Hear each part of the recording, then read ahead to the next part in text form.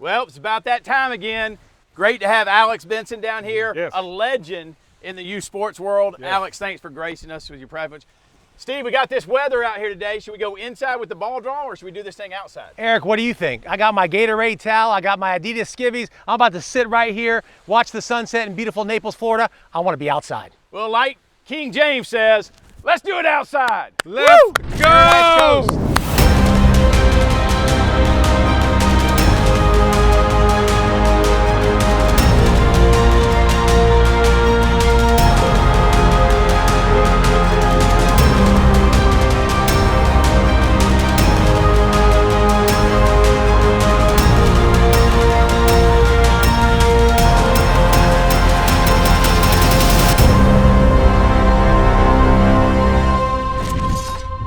Welcome to the 2020 FBU National Championship Selection Show.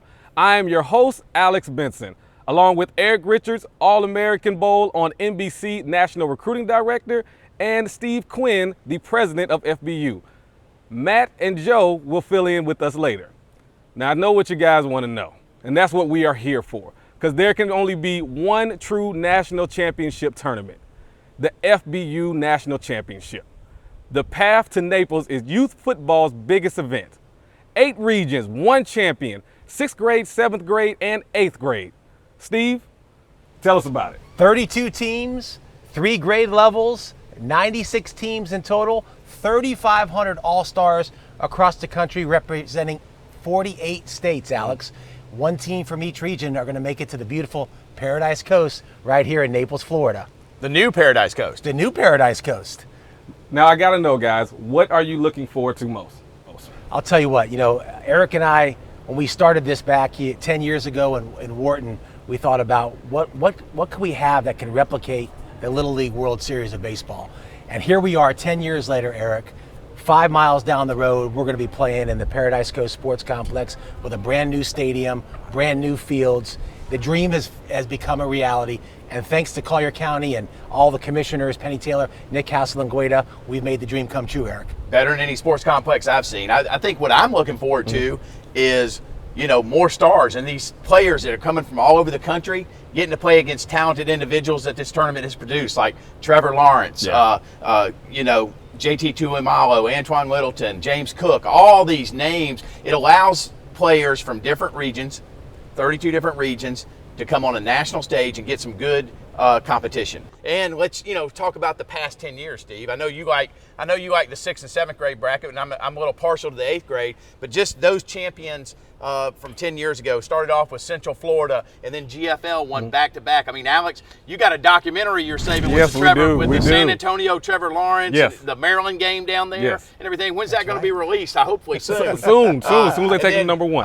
Broward with James Cook and Naquan Wright, Nick Scalzo in the backfield. North Texas, Steve, the first team to three-peat, 6th, 7th, and 8th grade, and we got a chance of that happening this year with GFL. Then Maryland finally broke down the wall. They had been making appearances all throughout the tournament, but they had never won that national championship. Then Antoine Littleton and all those guys, Zion Larkins, all those guys knocked down the wall against Seattle that year. Then GFL came back with Gunnar Stockton, who's going to be a 2022 All-American. Yes. Daniel Martin, 22 All-American. Did Alan Morset with the receiver on that team. They bounced back. Then you had Orange County and Dade split the title in 2018. And then last year, one of the best, most balanced passing attacks we'd ever seen in Inland Empire, who didn't qualify for the tournament this year because they lost. Do you think he knows everything about this going back 10 years? That's amazing, Eric. Yeah, I'm only keeping track of 1 grade. It's y'all's responsibility on 6 and 7.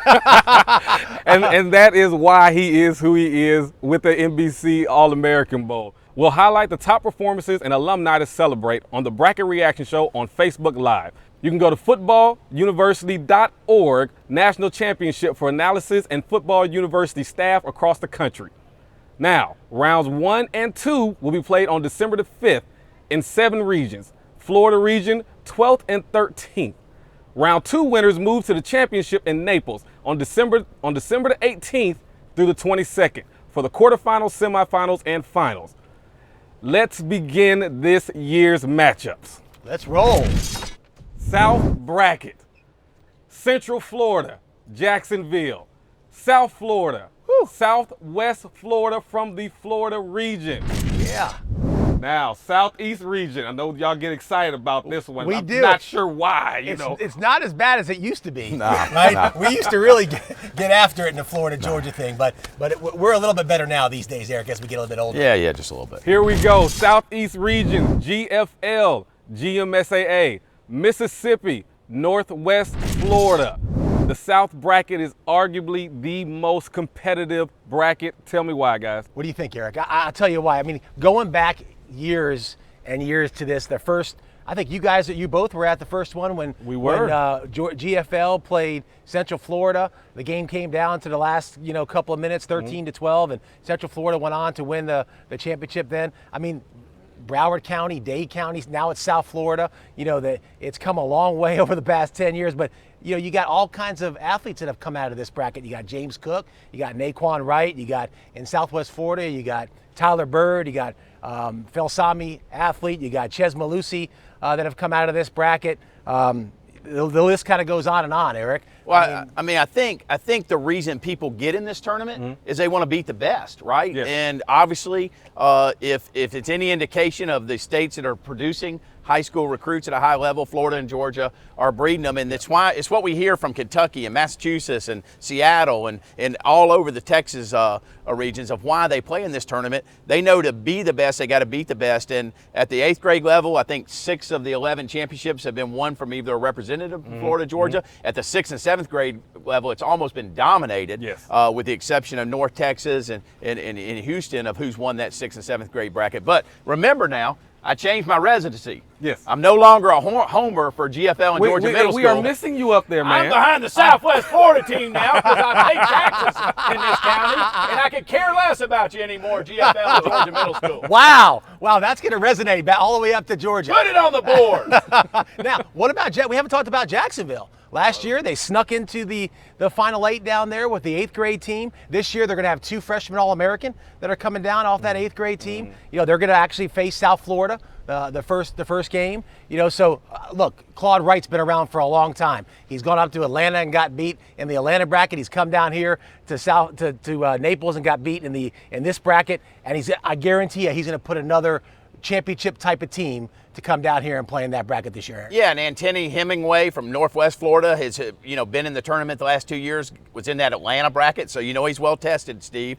And then one of our new team directors has been around 2 years and probably doing the best. If there was a rookie of the year, you can't tell me that Low Wood, burn baby burn, would not win it. No doubt, and I've watched him. I mean, if you go to Facebook right now and look up Low Wood, the guy's been everywhere. He's been all down the I-4 corridor. He was down here in Southwest Florida this past weekend, telling Eric and I what we're doing, up to Tampa, because Tampa doesn't have a team this year. He was at the Tampa games this year, and then back down to Orlando and Kissimmee to actually give out his golden ticket. So, I know Orlando's going to come really tough this year.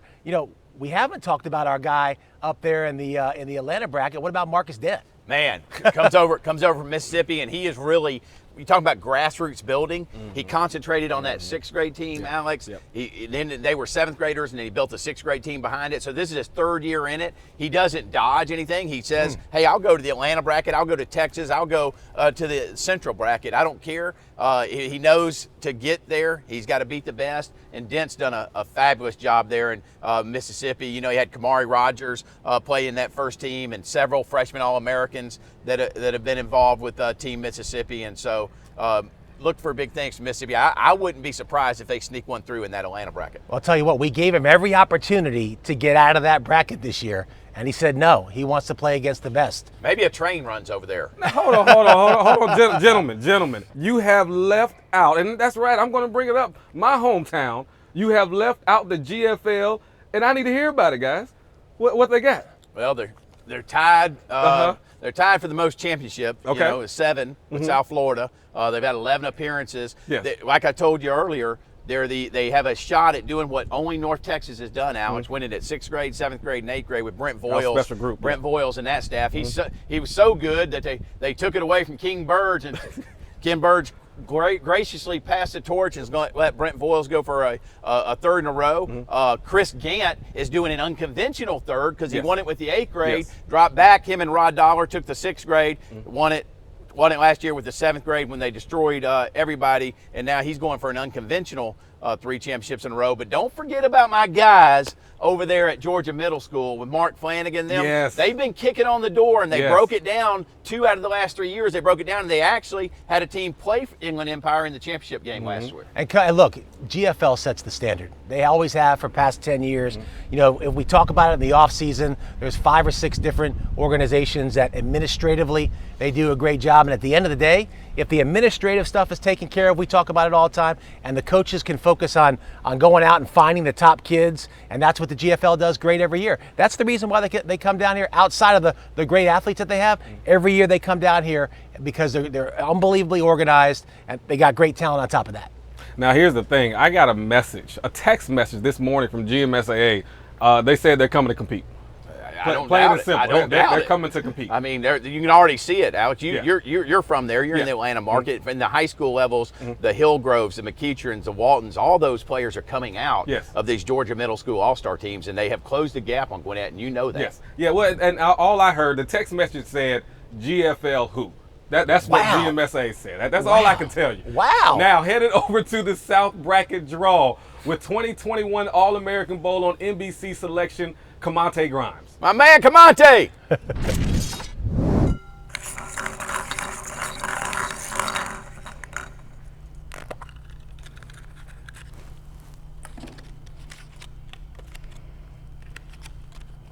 South Florida.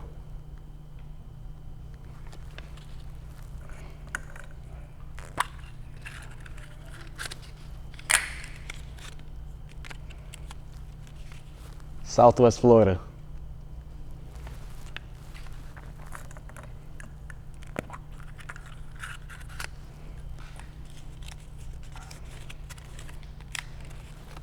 Jacksonville.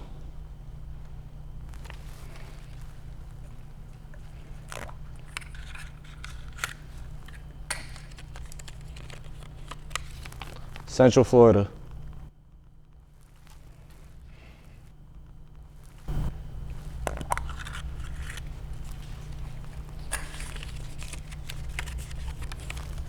GFL.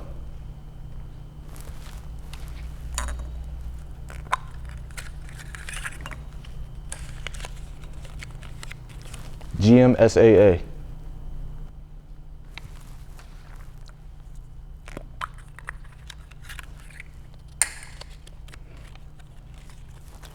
Mississippi.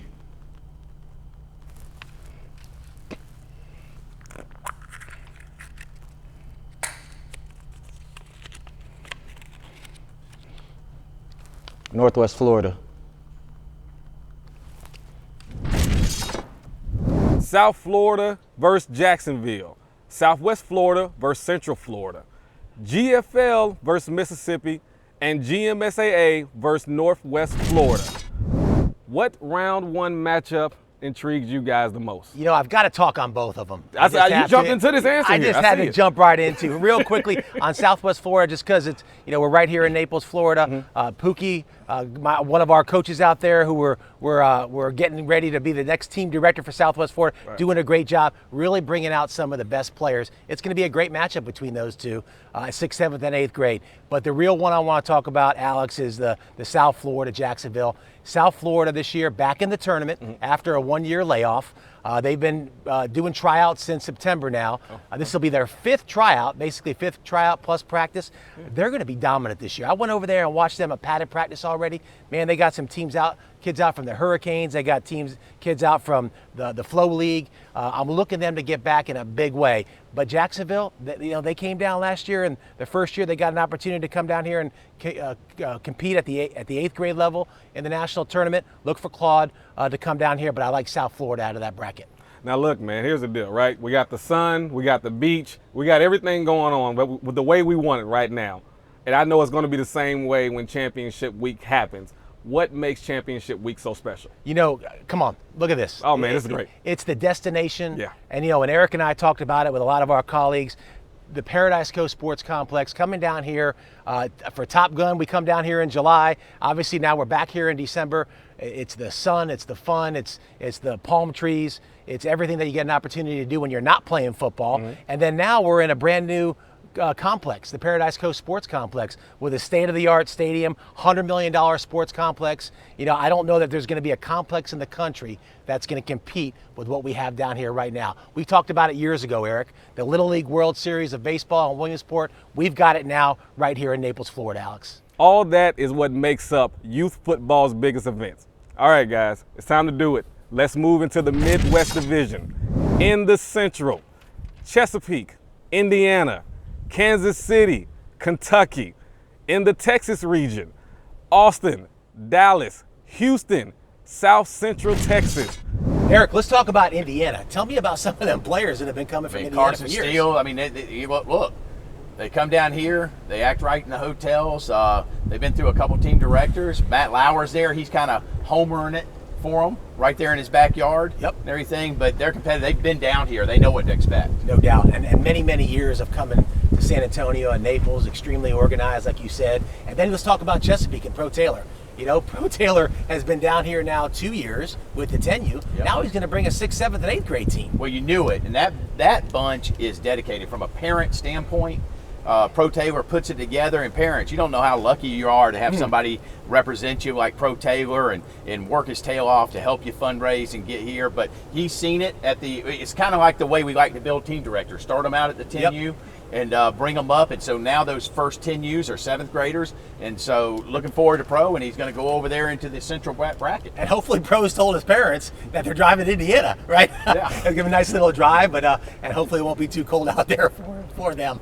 And then let's talk about Kansas City. Mike Landry, right? Now we have a new team director out there, and you know, Kansas City has had some good teams kind of make runs in our program before. They've been down here before under the leadership of Mike Landry, and Matt's, you know, talking high about their tryouts were some of the best in the country, right? And you know, we'll see. And I don't think we can get out of this segment without talking about Kentucky and what Bronson Gowdy and Adam Lampman have built over there, and the stars that thing has produced, and Rondale Moore and Wandale Robinson and Cash Daniel, Landon Young, Drake Jackson, the names go on and on and on that have gone on to the next level and been stars in the college level, and they travel in force, don't they? They sure do. The first year we were in San Antonio, they took over the whole hotel down there, and now you come down here and now they take over Pinchers. Pinchers and the Naples Grand, right? And I'm sure we'll see several Kentucky teams, if not all three, back down here again the way they perform every year. Guys, I got a good friend, Chandler Richards. He does a lot of coverage up there. He told me Kentucky is coming to play.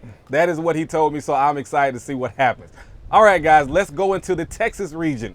Start with Houston. Yeah, I mean, Tim Jackson's been in since the inception, right? Yeah. And they came down and won a 6th grade championship. They on that team. Listen to this 6th grade team that is seniors now. Bryce Foster, okay, all 5-star All-American. Yep. Donovan Jackson, the #1 offensive tackle in the country in the 2021 class, committed to Texas.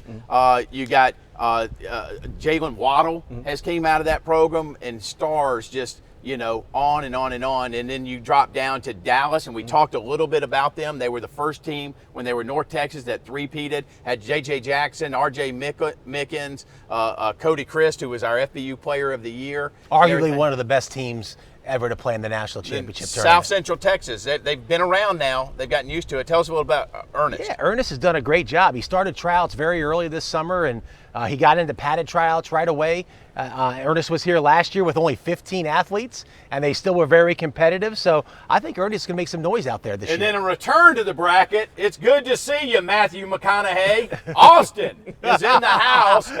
Took a couple years off, but we got half our staff lives in Austin, so it was only natural that Chris Contreras and Anthony Williams found a good team director, put them back in. Coach Clyde, he's the team director out there. Coach Clyde, we met with him in San Antonio at the All-American Bowl, and so we know there's good football played in the Austin area, so look for them to make some noise. Exciting Texas bracket, no doubt.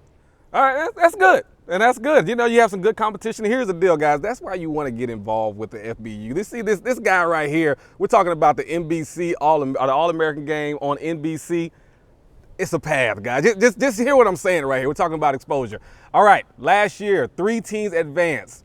6th grade, South Central Texas, 7th, Houston, and 8th, Dallas. Let's head to the Midwest draw with Team South Florida director Travis Mizell.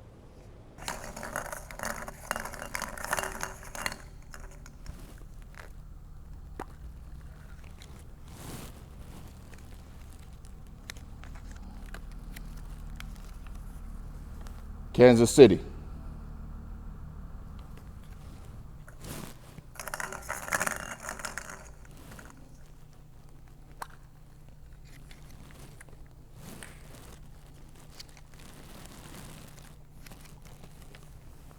Chesapeake.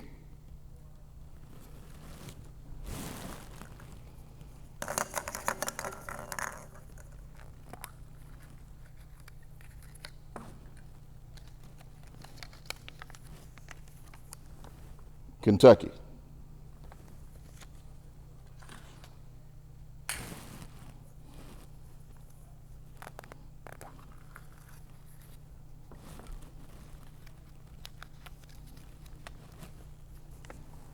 Indiana.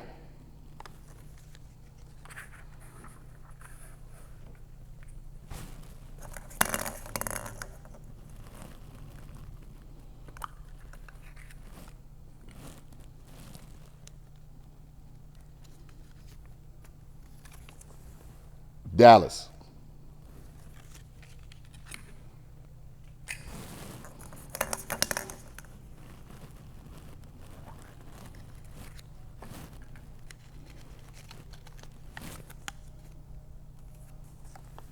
South Central Texas.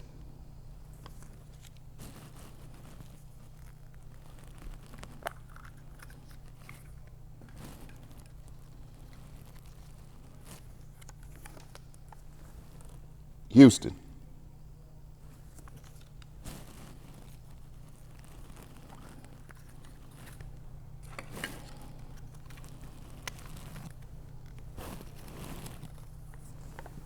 Austin.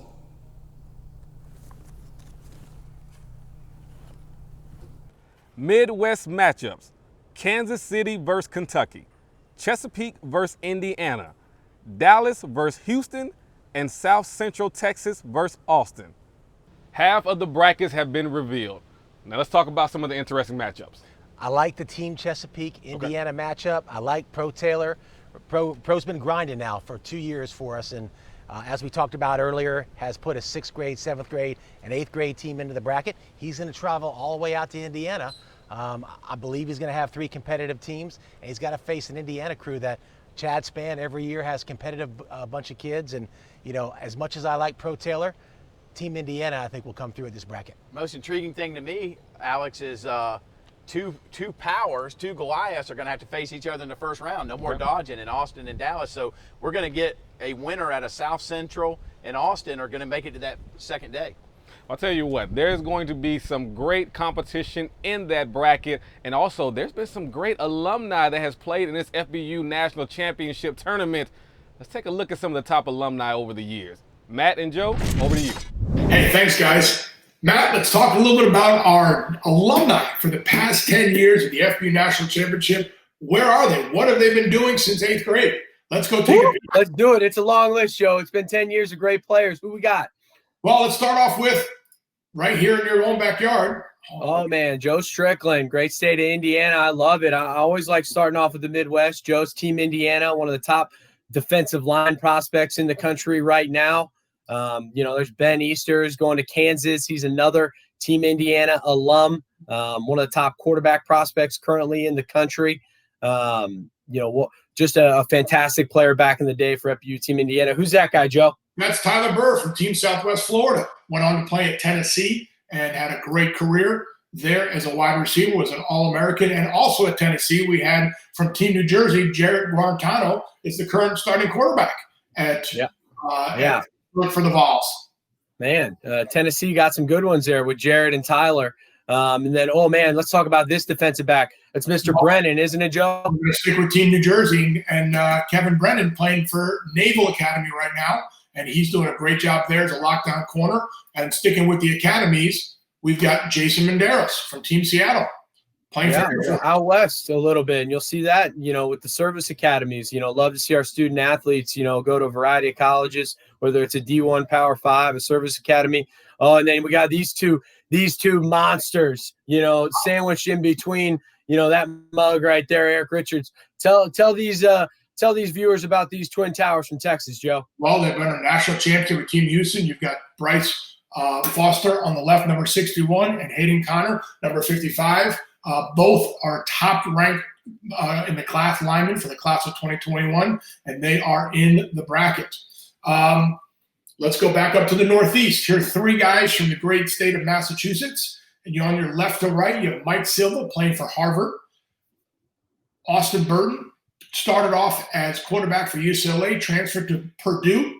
And Blake Gallagher is the third person. The player on your right is a linebacker for Northwestern, and his younger brother, Bryce Gallagher, also playing for Northwestern. So 3 guys from Mass that are moving and playing at the Division I. Staying in Texas, do you remember this guy? Watch these couple clips on this young man. Woo!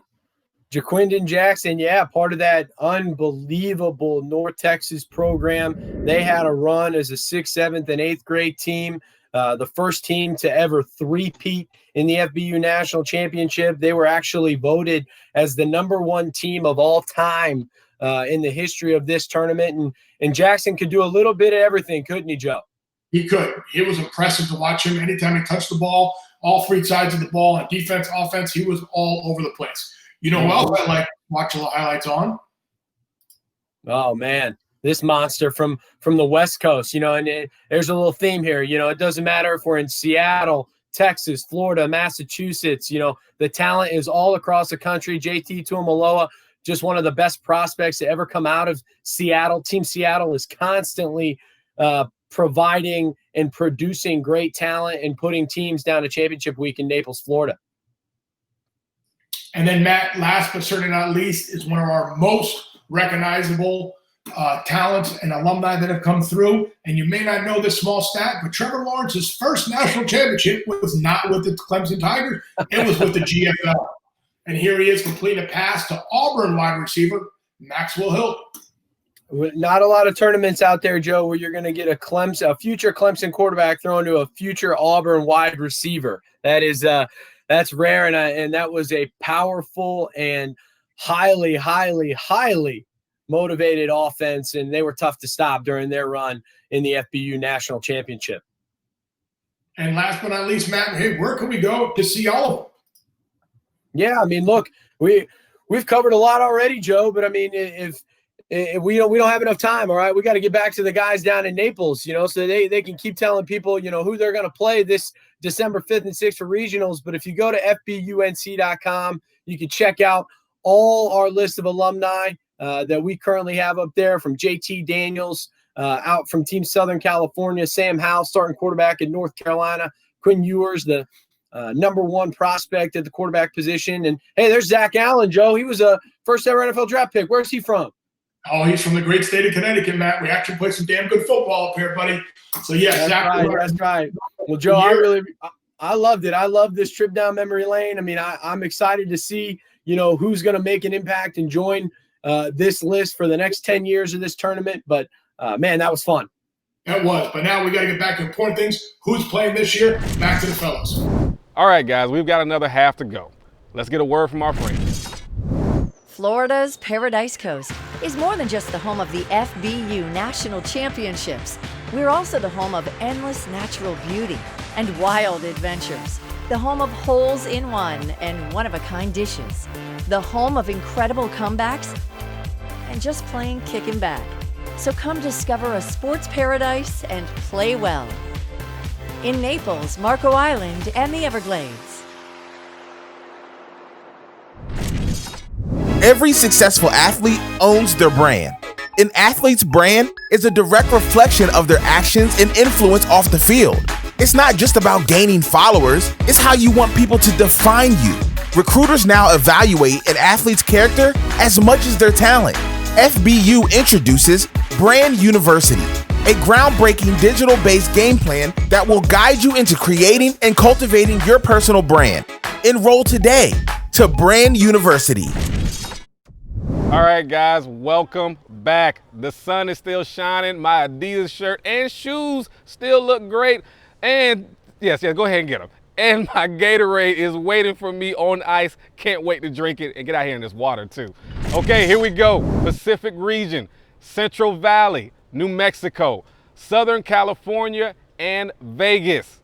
In the Northwest region, Bay Area, Eastern Washington, Northern Washington, and Utah. All right, Steve, let's talk about the Northwest. Northwest, you've always had Seattle's been up there for years. This year we got Northern Washington, Derrick Watson. He has just embraced FBU.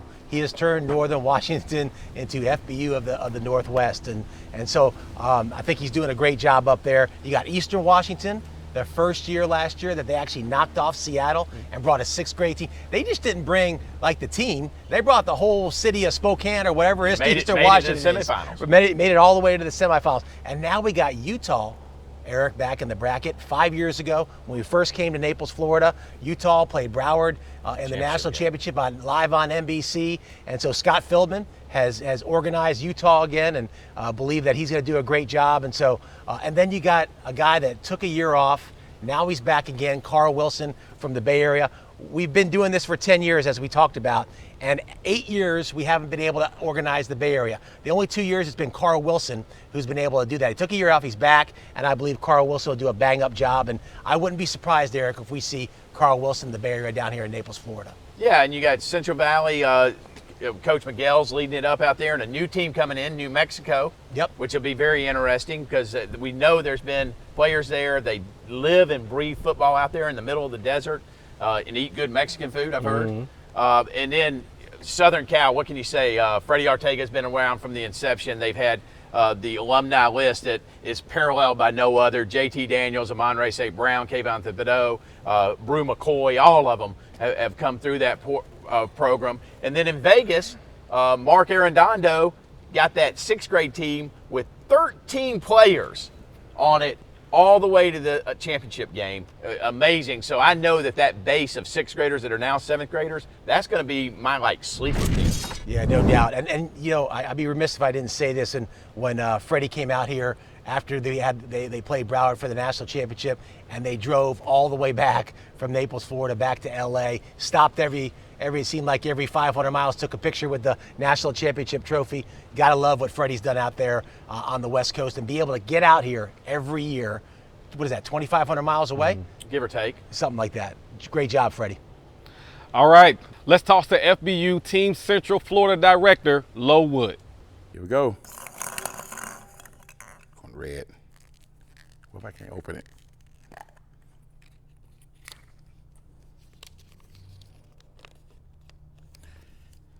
Eastern Washington. Cool. Who's the next? Here we go. Bay Area.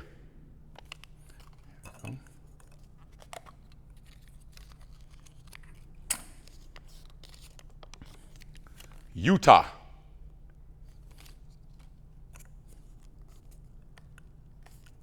Did somebody put super glue on this? Here we go. Northern Washington.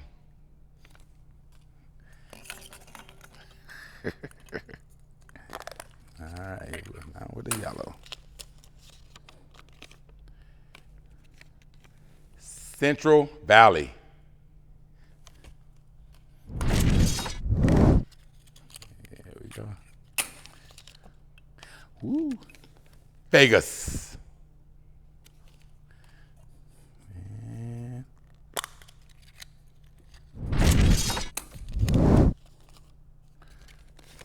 Southern California.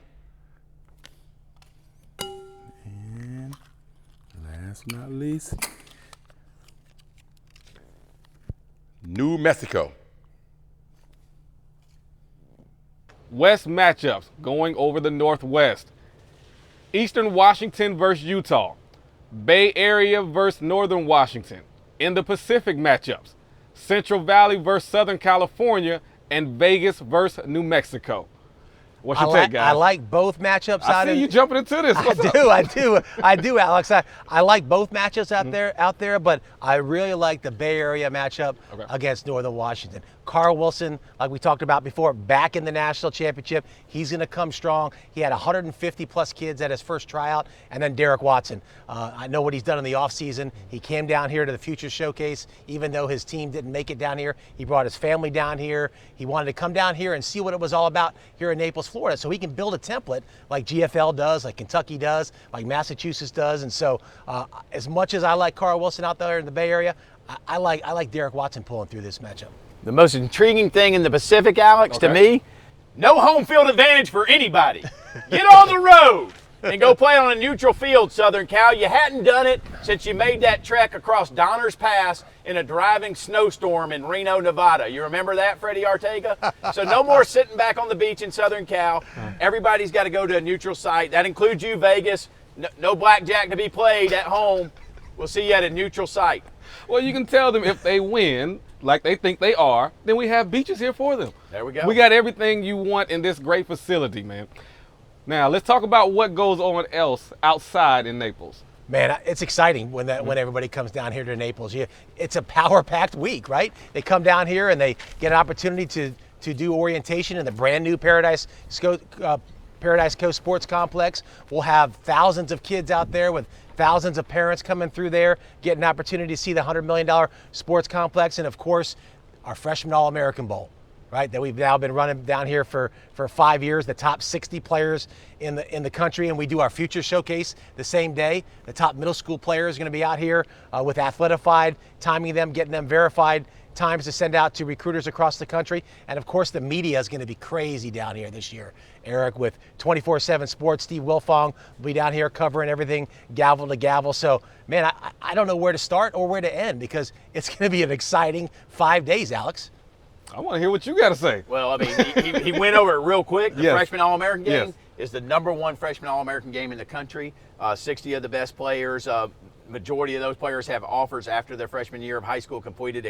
A lot of them come from powerhouse programs. It's probably the hardest All-American game to get into, including Under Armour or the NBC All-American game or any of the other ones out there because there's only 60 spots, and we know that there's more than that freshmen that deserve to be in it. And so that's the climax of the week, wouldn't you say, Steve? 3,500 people in a stadium watching them. This year it's going to be on Monday night, December 21st, streamed to a national platform, so we're very excited about that. And Eric, just mention a couple of the athletes that have come in and from that Freshman All-American Bowl that have gone on to play in the All-American Bowl on NBC. I appreciate the list is so long of freshmen that have come through there, but the Bookie Ragley Hiles that's at Oklahoma now, Trevor Lawrence we've mentioned several times, and the list just keeps going on and on of players that have made their claim. And like Steve said, 3 years later, a lot of those athletes are getting an invite to the All-American Bowl. And look, it starts even younger than that, right? We're going to find probably the next Trevor Lawrence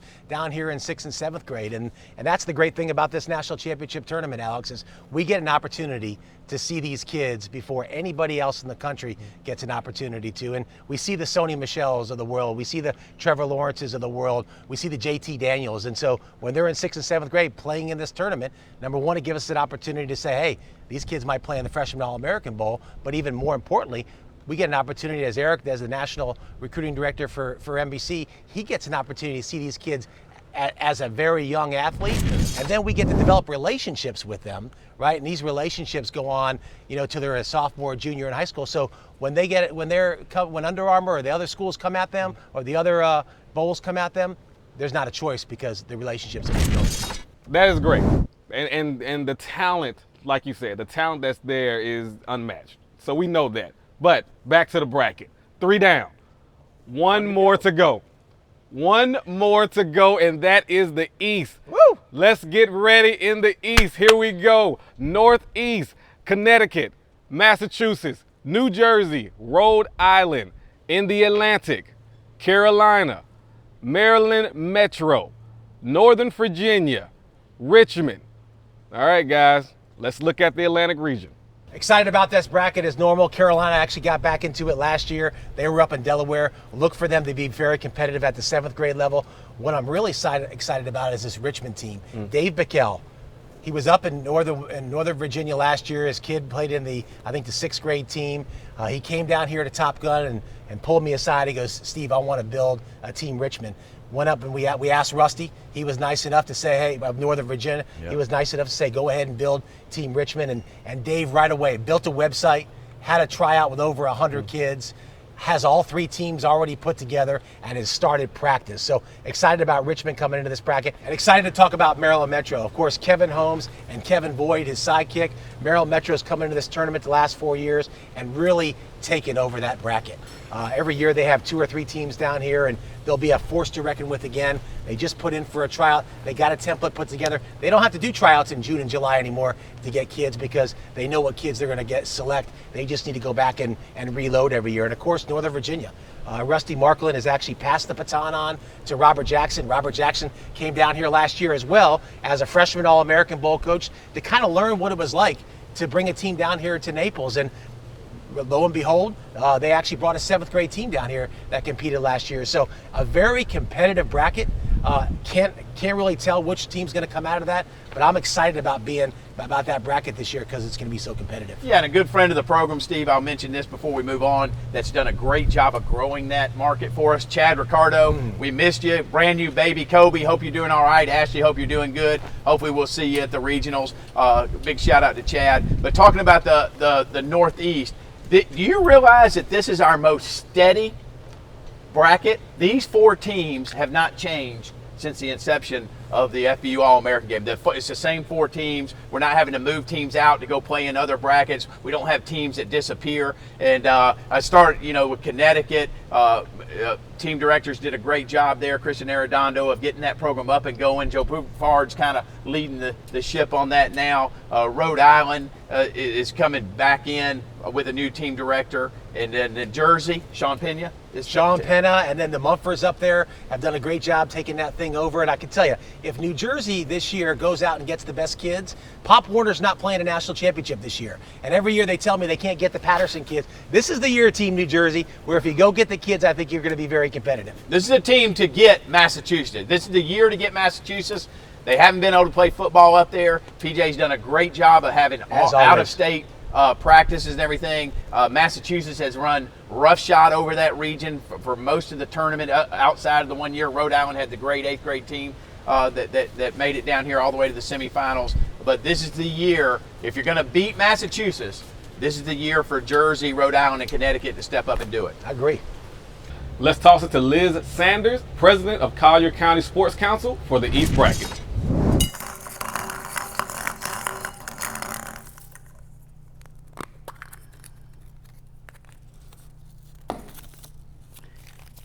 New Jersey.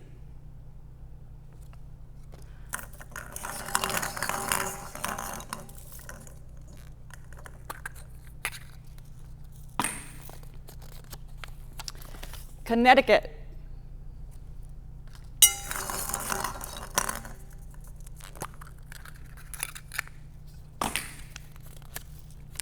Massachusetts.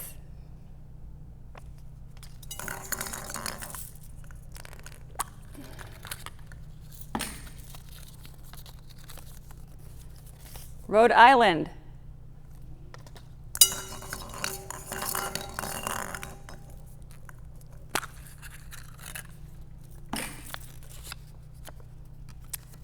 Maryland Metro.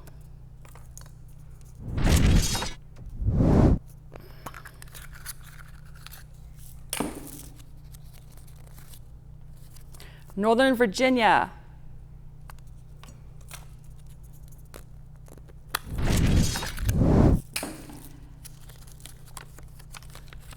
Richmond.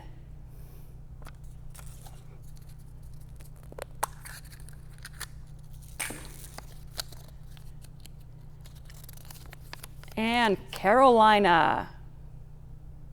East matchups: Northeast, New Jersey versus Massachusetts, Connecticut versus Rhode Island, Atlantic, Maryland Metro versus Richmond, Northern Virginia versus Carolina. All right, guys, last one. I need something good.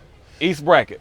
I like the bracket here. You know, living up in New Jersey for 3 years and then coming back and then back up there for 3 more years. I got an opportunity to really know these guys in all 4 regions, Rhode Island, Connecticut, New Jersey, and Massachusetts. But the one that really stands out here is the Massachusetts-New Jersey bracket.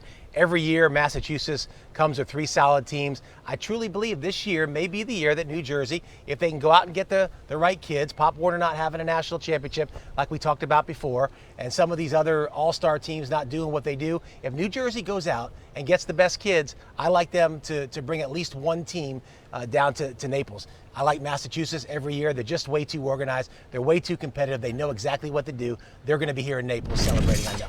So much for having a team knock them off. But the matchup to me that's intriguing in this is Northern Virginia versus Carolina. Jay Bauer, second year running the Carolina programs, going up to battle Rusty and his North Virginia, who have it down now. So that one stands out the most to me, Alex. All right, guys, all 4 brackets are done. That's it. We are done talking about it. Now it's time to get closer to the action as the path to Naples is clearer. All right, guys, we will be right back with a message from our friends. One time circle in the block, 2 times, you know how we rock. You know who we knocked on, you know who we shot. You know how we come for nothing I got. Just wanna have fun.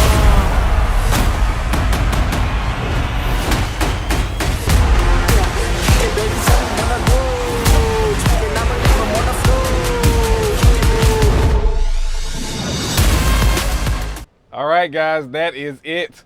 All the brackets are done. All the talking is over with. We can't hear no excuses no more about who did this, who did that, because they're going to prove it on the field. But the past 10 years, congratulations to you.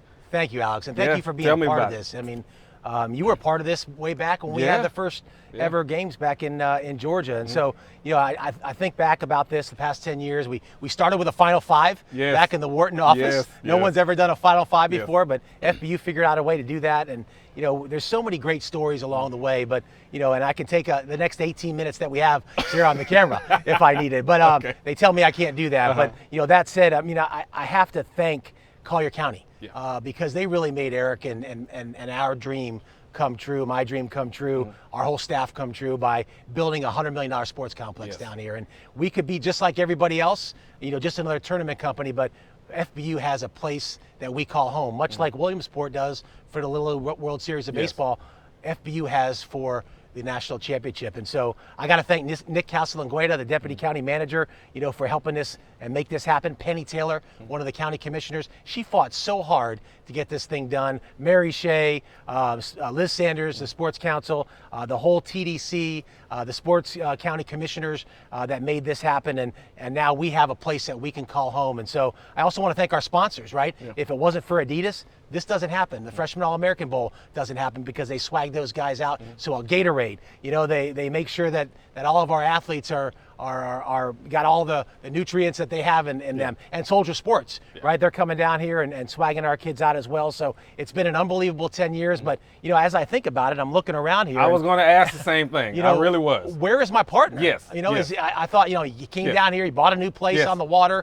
You know, I figured maybe he's out swimming. He's big time now. He's big time. Big time. So I mean, I guess me and you will just finish this. I and guess that's pretty much how it's going to be. We'll finish it up like we thought we would. Hey, I heard you talking about a Final Five. Remember the sombrero? Man, I remember sombrero, man. Alex, you said all the talk's over. Oh, it's over. That's it. Remember what our great friend in Atlanta said. Ric Flair. To be the man, you gotta beat the man. So come on down and get you some, like the Four Horsemen said at Naples. Play your regionals, have fun. If you make it down here, we're gonna put on a great event. Alex, take us out. All right, hey, look, man, as you saw there with the Ric Flair dance, let's make sure we get an Adidas shirt and some Gatorade. He looks like he needs to be hydrated. He's sweating all over my back here right now. Either way, man, make sure you head over to footballuniversity.org/national championship for the live reaction show. For Eric Richards, Steve Quinn, I'm Alex Benson. This is the 2020 FBU National Championship Selection Show. We will see you on the path to Naples. Again, brother needs a shirt. He needs a shirt. Gatorade, take care of him. See you later, guys. We're out.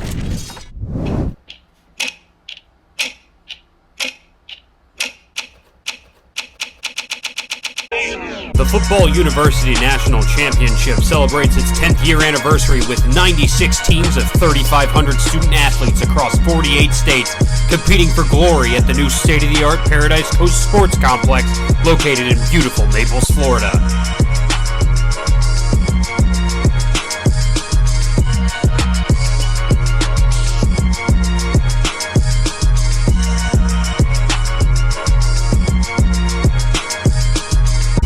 Join the ranks of alumni like James Cook, Sam Howell, Trevor Lawrence, and many more. Make a statement. Leave your mark. Live your legacy.